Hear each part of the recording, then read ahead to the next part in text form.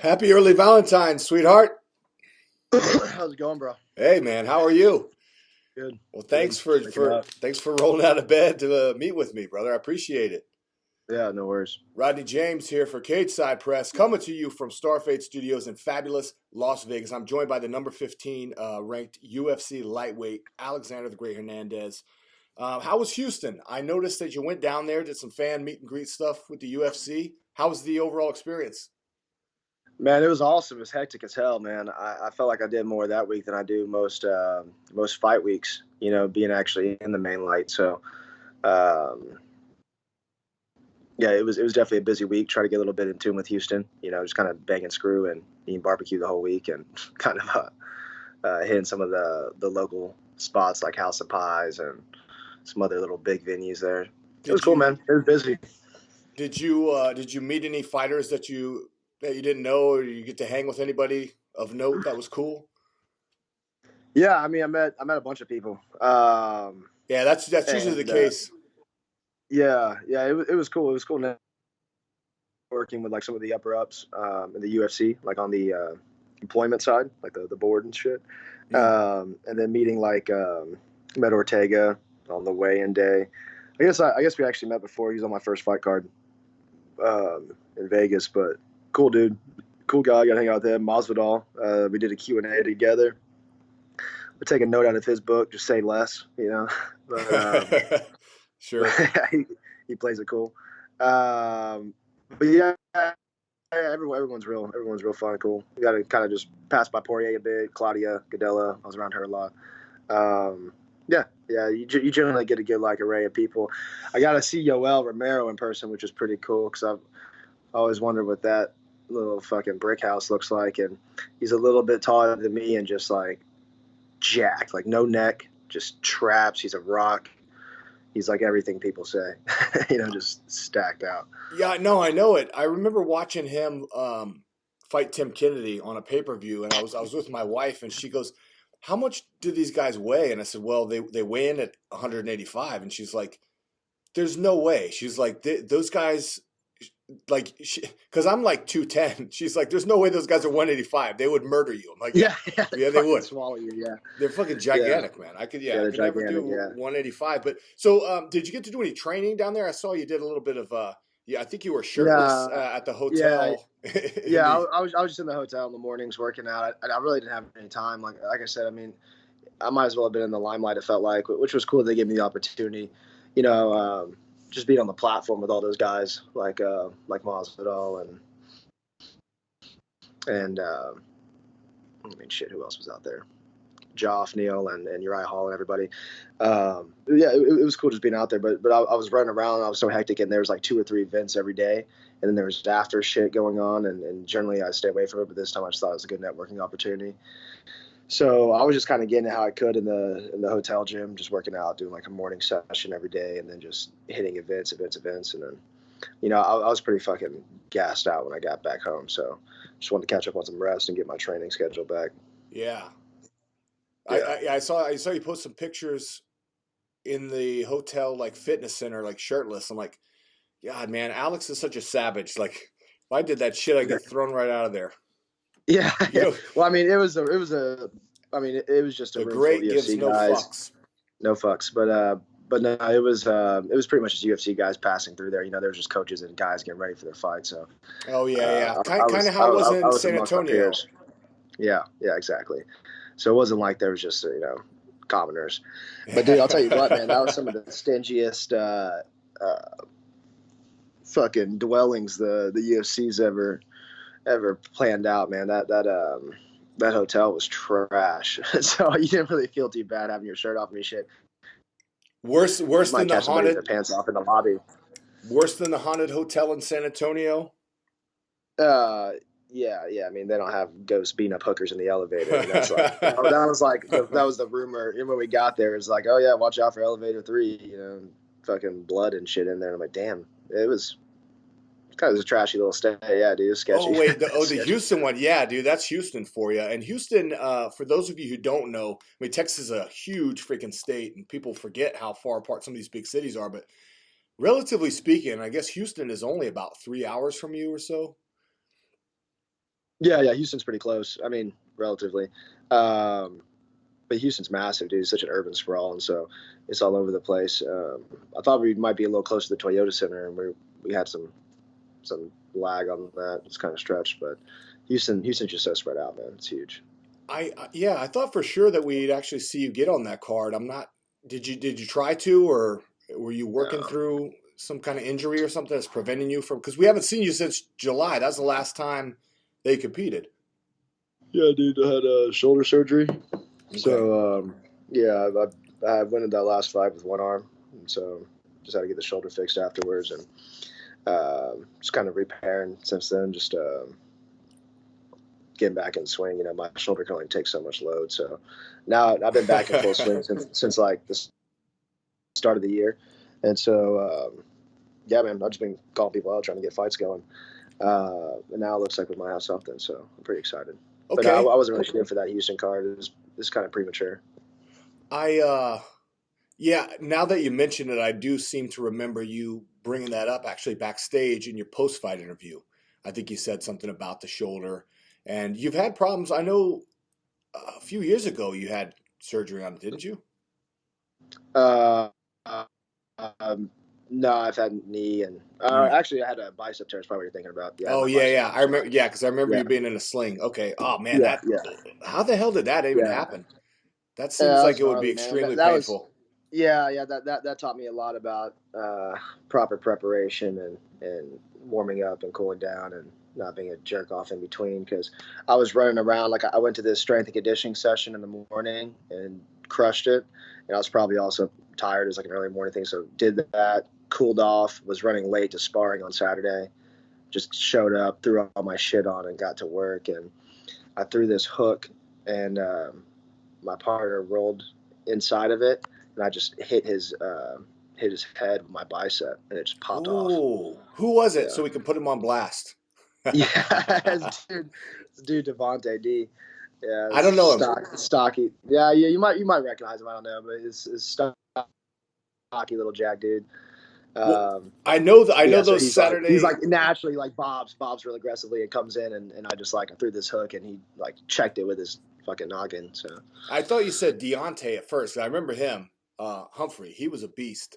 I remember those yeah, Saturday sessions at Ohana, man. Like you really had to want to be there. It yeah. wasn't no So yeah, beginner bullshit. yeah, yeah. That's the one. Is that still the case? Do you guys still get in there and throw down every Saturday morning? Yeah, it depends. You know, my schedule's different now. I kind of restructure some things. So what we try to do sometimes is do like a grappling session before like a no-gi grappling, and then we roll into sparring. Sometimes I'm out of town and I have to get like sessions on the road. I'm working with specific coaches. I'm working on the schedule for this camp right now, but yeah, the for the general public, we still bang it out on Saturdays. And you just kind of touched on, you know, the way that your fight IQ and the way that you approach the game has matured and evolved over the years. And I know that you spent a lot of time with Jason Kilgore, and I forget the name. Trident Strength and Fitness, I think, is the name of the school, if I'm correct. Try to straight the conditioning. Yep. Okay. And shout out to Jason. He's actually a really, really good dude. I know they just had a baby. So Jason, if you're listening, I Yeah. hope your family's doing well. And so yeah, so tell me how that training's going. You guys are obviously still working together. You're pretty active on social media, sharing that kind of stuff. Yeah. I'm actually about to meet up with him right now. I'm about to probably spend like an hour foam rolling, and then hit a long distance run, and then go meet up with him. And yeah, it's good. We're just kind of building in some new modules, some new planes of movement, and doing the same damn thing. You know, he's as fucking wild and native as ever. So I'm just trying to keep up. He really is, man. Like how would you say that kind of, because I remember when Connor was getting ready for Nate, he had a movement coach named Idor Ito, Portal. I don't know if he still Ito Portal. does, but Yeah, yeah. And then Nick Diaz, of course, famously branded it "Touch Bud in the Park," and that really stuck. And people made fun of it, but it's like the results kind of speak for themselves. How has that affected your movement and your strength? Because I was looking at your movement, and I think I mentioned this at the fight in San Antonio. It was fantastic. I mean, that was probably the difference maker that actually yeah, helped you win that yeah, fight because your opponent really couldn't touch you. yeah. Yeah, it's definitely functional strength, and it's strength of the end range of your motion. And so you get like kind of like the conventional idea of like these like linear lifts or workouts that are like, for example, like a bench press or something. Yeah. And then often like when you're doing things like even a pull up, you're like you're limited in your extension. Or you'll see people doing these like, I don't know, like half bend pull ups or some shit. And we like modify everything so that way it's like a full range extended motion, and it incorporates like, I don't know, as many facets of the body as you can imagine. So like our pull-ups, like I'm not really even pulling my like chin to the bar. I'm trying to pull like my belly button to the bar. It's fucking goofy. And so everything we do is just like being able to have strength at like the end range of your motion. It's not about like, can you touch your toes, but can you bring your toes to your face kind of thing. Like how do you have, again, like access for like all pieces of your puzzle, your body. So that's what it's doing. It's just trying to like open up all those chambers, grant access. Like my hips, I have new ranges where like someone who doesn't train like that might not. They might not be able to exploit their own body like that. So I like the idea. He's just a goofy ass. Yeah, he does goofy shit. Yeah. I follow him blindly, and those ice baths look absolutely brutal. I like the idea of functional strength though, because you mentioned that, and a lot of people, I have some pretty privileged access, being in Las Vegas, and I see a lot of fighters that still do that traditional stuff in the lifting. I'm not saying that you shouldn't do that, but you see people who spend a lot of time doing it, trying to get their bodies jacked, and then they get injured, and I go, I don't know, man.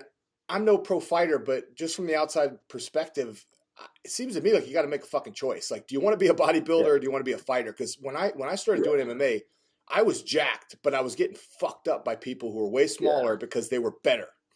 Right. Yeah, you get those kind of balloon muscles, and you start finding too, like, I don't have to be as wide to be as strong, and so I find it hard to work out more than, or lift weights more than like 2 times a week. Like even getting in 3 times a week is kind of difficult with how stacked the schedule is. And like I stress much more about, I'm not worried about doing a fucking certain amount of clean weight or whatever. I'm worried about growing as a martial artist and like my jiu-jitsu guards, or my wrestling on the cage, or kick technique and combos with the hands. All these things that like sure strength and conditioning like shape you as well and kind of keep that mold. But for me, it's almost more of like keeping the machine oiled and tuned, so that way I can like keep growing on my technical prowess as a martial artist. I don't put a lot of onus on getting jacked. Mm-hmm. One of the pillars too of working with a movement coach is economy of motion. Have you noticed a significant difference, like when you're in the practice room sparring, things like that, that your strength and your cardio, like your effort is more efficient overall? Yeah, I mean that's a really good point. I guess that's kind of what I was going on too, about just like that that strength at the end range, and then the functional purposes of it, and like you said, the economy of motion. So that way it's like you're using the right muscle fibers to fire at the right times, instead of like trying to put 2 or 3 big groups together where it's like, well, I can use these subscapular groups to kind of do the work more efficiently. And so yeah, that's definitely a thing. And then also learning how to breathe. You talked about the ice, water, and like we'll do a lot of breath work, do a lot of heat cold therapy, contrast. But all that's kind of like to slow the brain, slow the body, and then be efficient in your movement. And it's good for the muscles too. What about yoga? Do you guys do that? Yeah, I try to like rip a yoga sesh once a week, especially when I start getting burnt out at the end. Sometimes I don't want to be too burnt out. Like I underestimated it the other week. I was like super gassed by Friday evening, and I was like, all right, dude, I'm just gonna do a yoga session. I showed up and it fucked me up. I was like, God damn, dude, I normally never struggle this much to like be on one leg with my head tucked in my ass and all this crazy shit they loop you in. But I try to balance everything, dude. Like I'm talking about doing this ballet class at the what the fuck is that place in San Antonio? You probably know it. It's called like San Antonio, some kind of San Antonio dance studio or something, but it's over there by North Star Mall. I'm talking about doing that next week, just to incorporate something new. I'm always trying to do something new. Like in between sessions, and I start getting a little too bogged down in the gym, I'll pick up like table tennis, And I've got a guy who plays. He's a fucking monster at soccer. He's like semi-pro, and so I'll dribble with him outside and play some games. And I'm always trying to do just different things to warp the mind a bit, you know. Yeah, no, that's very cool. There's a lot of training value in there too, and it's low impact too. You know, you do Yeah. stuff like that. You said table tennis. That's good. That's good for your hand-eye Do table coordination. tennis, yeah. It keeps your mind sharp, especially when you're tired. You don't feel like doing much, but I mean, you got to stay so in it. And so it's one of those like brain games in between, and then your reflex, your hand-eye coordination. It's good stuff, man. There's levels to this shit too. Like I said, I got some buddies that are pretty good, and so it's not like this one friend I got was like could have gone pro, like all these little things like table Forrest tennis. Gump. Forrest Gump. Yeah. It's on the fucking Chinese Olympic. So you're always trying to do different stuff. If I can make a recommendation for you in San Antonio, there's a place, I forget the name of it. It's under the bridge at the Pearl Brewery, directly across from Sam's Burger Joint. And I used to live there. I used to live at 1800 Broadway, and I would just walk over to this yoga studio. And it was Is it Black Swan? I don't remember the name of it, man, but goddamn, it was cheap, and they did a hella military discount. I'm sure for your UFC like pro athlete status, they'd hook you up. But anyway, I did this class called Yoga for Athletes, and I didn't realize that it was meant for like marathon runners and like people do long distance biking. And so it's hot yoga, but it's not Bikram yoga, but it's like really fast paced. So it's like cardio. Like a yoga. flow. It's like a flow yoga. Yeah. Rough, I mean, awesome. It sounds pretty similar to what I was doing. There's a Black Swan here in San Antonio, and I'll go there, and they have like a flow yoga, which kind of like that, where it's maybe not as hot as a traditional Bikram, but it's just like nonstop progression and movements. But dude, I like doing some Bikram shit too, though, where you just have to hold that and figure it out for a while. That will fuck your hips up for like 3 days after, so you gotta be careful. But I know, man. Yeah. Flexibility is like my worst physical attribute, so I definitely got to work on that. So real quick, we had a fight last weekend. Of course, we touched on that. You were there, and it's almost time to. Can you still hear me? My mic unplugged for a second. Yeah. Okay, I got you. So yeah, and we almost have to move on from it because now it's fight week again, and just a couple of days we have another fight coming up. But I do want to ask you because. I assume you were there near the front, right? Because I didn't see you on the broadcast. Yeah. No, I wasn't. I was not A list, but I was with the B list boys. For sure. Right on. No worries, man. Hey, you were closer than I was. I was kicking myself in the ass for not going to Houston. The ladder is long, and I'm climbing. Make no mistake about that. Yeah. But no, it was good fights, man. I missed a lot of the details of the undercard because we're doing that VIP experience upstairs.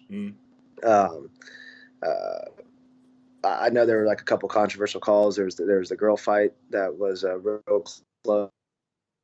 There was Derek Lewis fight that was close, and then obviously the Jones fight. But that's the thing. All those fights were so close. It wasn't like, oh shit, somebody got robbed. It was just like, oh, that could have gone either way. Like every one of those fights that were quote controversial, I could have seen going either way easily. And I think it's important to go back and rewatch fights before you bitch too much about them. Because, I mean, more often than not, you do change your mind and you kind of see the reasoning behind it, or you can better assess the points scored. But I think, like, with the Jones fight was the only one that I went back and I rewatched the first 3 rounds, and it is tough. It's tough to say. There's so many there's so much aggression that Reyes showed without actually scoring shots. Like where he's swinging on Jones and Jones is retreating, and he's throwing these barrages at him and these flurries, but he's missing like 8 out of 10. Like there's a combo in the second round where he's just like going off, and everyone's freaking out, and it's like, oh shit! But I'm kind of watching him like, I don't know if he hit him with any of those shots, and he practically didn't. It was like the biggest barrage of that round, and he maybe hit him with like, I mean, he had to have thrown nearly 20 shots, and he maybe hit him with 3, and they were like just nick shots. And so it wasn't like he was ever really in danger. In the first round, whenever he got sat down, it was like off a chest punch from catching the kick. It wasn't like he hit him solid in the face. Obviously, that probably still counts as a significant strike, but it wasn't like he got rocked or anything. In the beginning, people thought he got hit in the face and got dropped. He got rocked, but he didn't. Yeah, I did rewatch that part. Yeah. It's tough, man. It's really tough to say because you could say Reyes won the first three and then Jones won the last two, and then he should win. But I mean, I think there's so much too.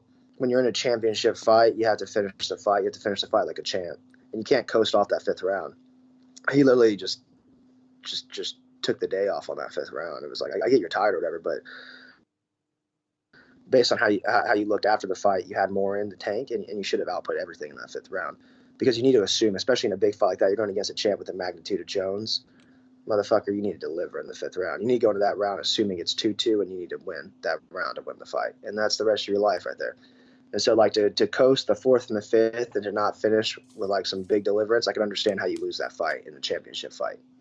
I can understand that every time. Did you ever meet Dominic Reyes? Because I know that you trained a little bit in Temecula at his camp at Dan Henderson's gym a few years ago. Is he a part of there? Yeah, I don't know if he was there at the time. I think he Yeah, is no, now. I never met him. I never met him. Met some other cool guys. I was in there, just like for the day. Sure. Whenever I was out there, it was just kind of like I'm just constantly trying to catch training however I can, just get it however I can. So that day, I just happened to go into Henderson's because it was the most convenient. Are you still doing that? Are you still, because for a while when you first signed with UFC, you were kind of going around and getting different looks and training with different teams, like you said, just kind of sporadically. I'm still doing that. It's not like I'm just like hopping around and training with different teams. It's more like Yeah. I was in California, the same part of California for the purpose to link with the specific coaches and my manager. And then whenever they're not occupied, I'm not just fucking chilling in the sand with my dick in my hand. I'm like, I'm just in another gym. It's just like, okay, well, who's available? And so I just go do that. And that's just it.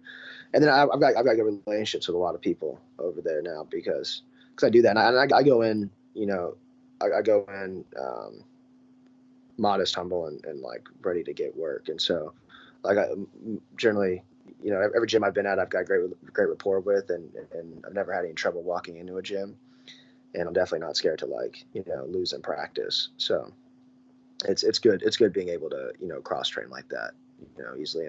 And then by the same token, my doors are always open. I love inviting anybody into the gym and getting some work in. It's just part of the culture. I dropped in there. I dropped into Ohana when I was in San Antonio. First time since I left Texas 2 years, man. And not only was it great seeing everybody, but yeah, you're right. It is like an extended family now. I mean, there was some big names in there. Eric Anders, Walt Harris. I think Trevin Giles trains in there sometimes. It's pretty crazy to see how that team has really grown and how a lot of the guys that were on the amateur team when I was there are now professionals that have good records.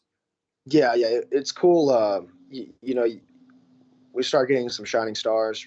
And we have, I mean, we have a stocky of stars, but having like some of these guys like start to really come out, really helps bring in other people like, myself or, now we have Dinelson Pimenta, who's like a world renowned jiu-jitsu practitioner and competitor. And so we'll get some like really big names that come in because of him. And so it's cool, each guy that we can get that kind of makes it to the forefront of their craft generally brings along some other new bodies in competition and good guys to have through. So it's cool, man. We definitely had like more stars come through, in the last year or two than ever before. That guy that you just mentioned, what is his name again? Pimenta, Dinelson Pimenta. Is he the one that was in the Marines? Used to be in the Marines? No, he's right off the boat of Brazil. He's the baddest boy I've ever met. Oh, okay. He's part of the GFT coalition, and so we've got a lot of those guys that come through. And is Washington and Pony, are they still there? Yeah, Washington's still there. Pony's got his gym Fight Terra in San Marcos, so he comes through and he'll work with the fight team sometimes, but often he's 40 minutes up the road, having to manage his gym that he works with. And he's good for him. It's great, yeah. Family man as well. No. Yeah. And he's still like I said, he still comes by and we still train. I actually need to go check out his gym, Fight Terra, there in San Marcos. Yeah, me too. I can't wait to come back to Texas. I haven't seen anything on the schedule for Dallas, or Austin. but I'm definitely hopping a flight. I'm not going to miss another Texas one. I was really bummed out. It was bittersweet. I love being at Yeah. home, but I saw everything going on in Houston. I was like, damn, why didn't I go? I initially when they first approached me, I was a little broke, and it's similar to fighting in the sense that there's a lot of like covering a sport. There's a lot of overhead and there's a lot of upfront expense that you got to recoup on the back end. The Right. difference being though, there's no contract, there's no guaranteed prize for me Yeah. at the end of the day. It's all commission based, so it's a gamble, Yeah. But Yeah. No doubt. No doubt. Tough business for sure, man. yeah, Yeah. but not quite as brutal as what you have to go through. Although Right. I do occasionally train hard just because I'm a glutton for punishment, I guess. All right. Last thing before we get out of here, there's a fight coming up in UFC Rio Rancho, New Mexico. Sorry, coming up in New Mexico this weekend. So looking at the rankings, John Jones has beaten the 1 through 4 guys. Anthony Smith, Cormier, who shouldn't even be on the light heavyweight rankings. I'm on the rankings panel now, by the way, and I did not put him in there. Somebody else, Oh, really? other people did. I did not put him in there. He shouldn't be in there. He's been out of the division, but he's in there. Anthony Smith, Thiago Santos, and of course Dominic Reyes. After that, you've got Corey Anderson at number 5. You've got Jan Blachowicz at number 6. Those two guys are fighting this weekend in the main event, and I'm wondering, if one of those guys wins, are you more interested in seeing them face John Jones, or would you prefer to see him do a super fight with Stipe at heavyweight? Personally, I like the Stipe or fight even the better. Reyes rematch. Reyes rematch Or the is Reyes good. rematch. I mean, I thought you were going to say the Reyes rematch. Okay, or the, that's one too. Corey, because so Corey Anderson and Blachowicz. Yeah. So both. I mean, that's going to be such a good competitive fight, man. Like they're both so tough. I'm kind of leaning towards Corey, but maybe it's just because I've seen more of him. But that's a hell of a fight, and so and either guy would be pretty exciting. I think if Reyes refights Jones takes him out. I think that was Reyes' shot right there. Yeah, and I agree. I think if he redoes it, it's going to be far more decisive towards Jones. It's still really, it's not terribly exciting for me to watch that fight again. But of course, Jones versus Stipe is very exciting, very exciting. But then there's a part of me that's like, well, did you win that fight all the way though? And like the last few fights have been such nail biters. That's almost like, do you get to just go up and get that second belt, or do you need to kind of? But then by that same logic, it's kind of ignorant to say, do you need to prove yourself? Because the motherfucker's proved himself plenty. Okay, he's the greatest of all time based on accolades. The Stipe fight's definitely a fight that above any other fight, the Stipe fight is a fight that I would like to see at some point in time, for sure. And it's not one of those gimmicky super fights either. I mean, when you have a belt on the line, that actually matters because you're talking about somebody who's trying to make history. Yeah. No, it definitely matters. And their body type. Like Jones is a big boy. He's got the attributes to be like a dangerous heavyweight. Mm-hmm. So long, and then he's also tall, and it's like that's a well-sized man for any weight. So if he goes up to heavyweight, that would be a really, really exciting fight with Stipe. I don't even know how sure. he I would love to see that. Yeah. No, dude, he looks like an animal, dude. Because you saw him at weigh-ins, and Reyes kind of looks like a football or basketball player, like his torso and the way he's kind of built, and his arms are real kind of gym beefy. But Chael Sonnen said that when he fought him, and as soon as they clinched, he said he felt like he weighed 300 pounds. Like that's how strong he was. And that's what I was gonna say, man. I can't believe you see him and you're like, dude, you're a monster. I can't believe that he Reyes' defense was so on point, and how strong Reyes has to be. Reyes must be a fucking monster. That must be a tank. You wouldn't guess it as much as based on his back and his torso. They're so much slimmer. He wouldn't generate nearly as much power, especially with the grappling and things. But I mean, dude, he was pulling Jones off. He was strong. He was clearly very, very strong. So that was actually really exciting to watch, those grappling exchanges, the takedown defense. Well, hey, listen, man, it's been a while since we've been on the line. Like I said, last time I saw you in person was July. Before that, Skype always tells you how long it's been since you've talk to somebody. So it's been a year. Time flies, man. It's been quite a year for you. Well, for both of us, man. And so I've just I'm very happy for you. I'm proud of you, and I look forward to seeing what you're going to do in this next fight. That hopefully we'll hear an announcement soon. I gotta go hit up Jason House now and see if I can nag him to give me some juicy details. But is there anything that you would like to plug or any shout outs you want to give before we get out of here? Yeah, I mean, well, it looks like the fight's going to be with Diego Ferreira. That's my prediction. I think that's how it's going to unfold. I've heard some rumblings. Yeah, and I'm stoked. That'll be a good in-state scrap for sure. Plugs, yeah, Honda Academy Northeast as always. Yep, Honda Academy Northeast. Check me, the grade 155, and try and strength conditioning. All my other coaches don't really give a shit about Instagram, so. I know. I noticed. They never post. All right, my friend. Well, I thank you again for your time, and I hope you have a lovely Valentine's Day with your old lady or whatever girl you decide to shack up with. Free Pornhub subscription that drops every year. Very nice. Is that right? Hold on. Yeah, dude. Every Valentine's Day, dude, it's free Pornhub. You never saw that? I'm just taking notes here. It's completely unrelated to anything that you just said. What were you saying about porn? I don't watch that stuff. All right, man. Rodney James here for Cage Side Press. He's Alexander the Great Hernandez. We're out of here. All right, later, man.